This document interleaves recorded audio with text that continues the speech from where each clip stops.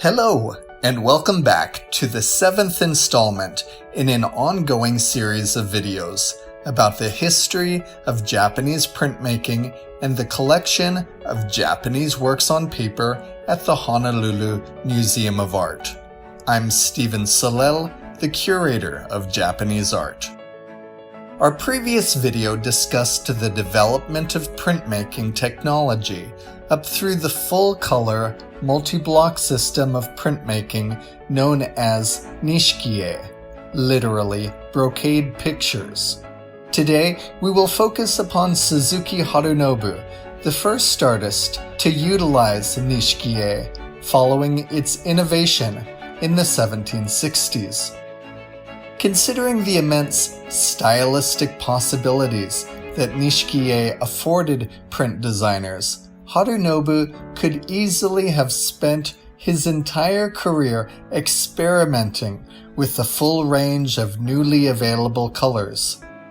Instead, however, he established his figurative style and his subject matter early in his career. He depicts willowy female characters and often references works of classical literature from China and Japan. Harunobu found himself involved in a struggle between the military government and the educated elite regarding the topic of censorship. At that time, Japan used several calendar systems. Among them was the lunisolar system, which is based upon the movements of both the sun and the moon. The year was divided into 12 months, and each month was either 29 or 30 days long. The length of particular months varied from year to year, however. In 1765, for example, the long months, those with 30 days, were February, March, May, June, August, and October, while the long months in 1767 were February, April, June, August, September, October, and November. To make matters more confusing, in order to keep this lunar calendar aligned with the movement of the sun, an extra month was added every 2 or 3 years. The year 1767, for example, had 2 Septembers, and the year 1773 had 2 Marches.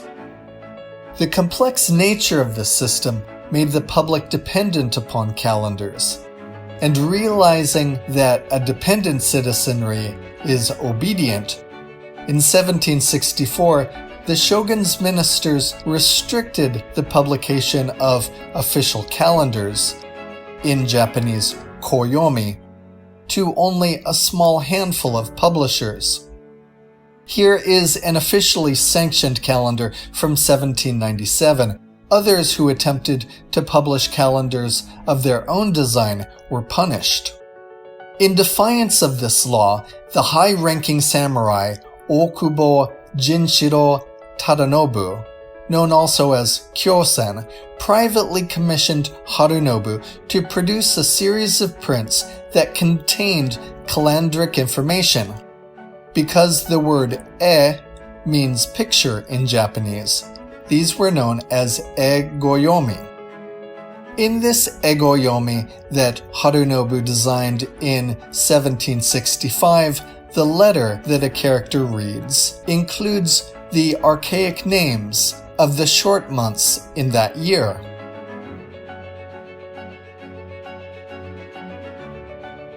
Because the dissemination of this information was illegal, Harunobu made another version that did not function as e-goyomi, and in which the offending details have been erased.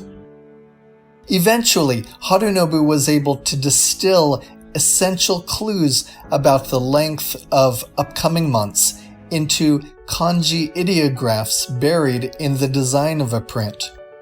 Here, the bells held by a Shinto priestess indicate the long months of 1766.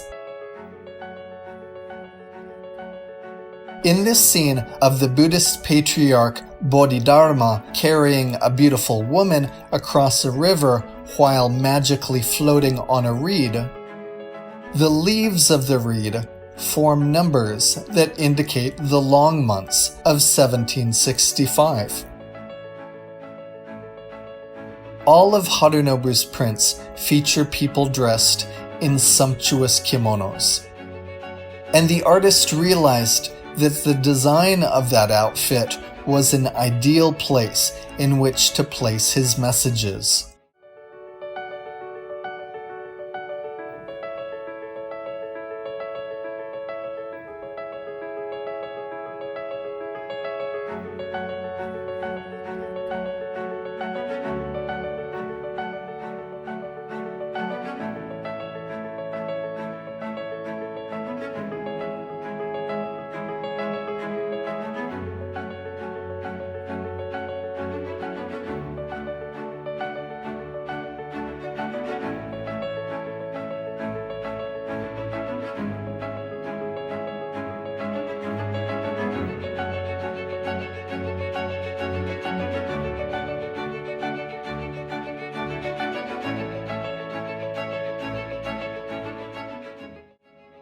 The design of a kimono was such a reliable spot to hide covert information that a person didn't even need to be wearing it.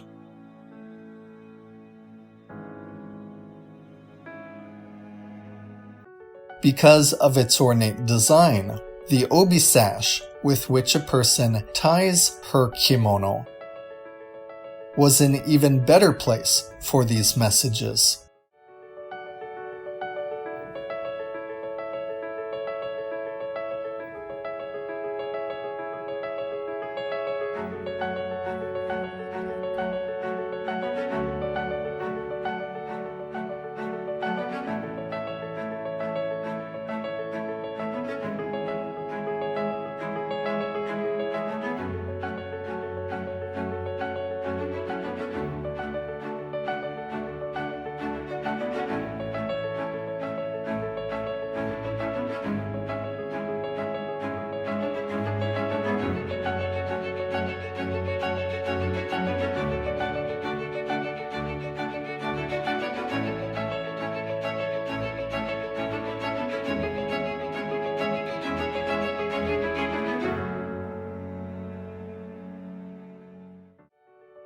These egoyomi by Suzuki Harunobu remind us that, like works of art in other cultures, Japanese woodblock prints not only function on a decorative level, they also sometimes conveyed ideas that, depending upon the extent to which they might offend authorities, were communicated discreetly, and, when necessary, those artworks were produced alongside perfectly acceptable alternative versions with which the artist could cover his tracks.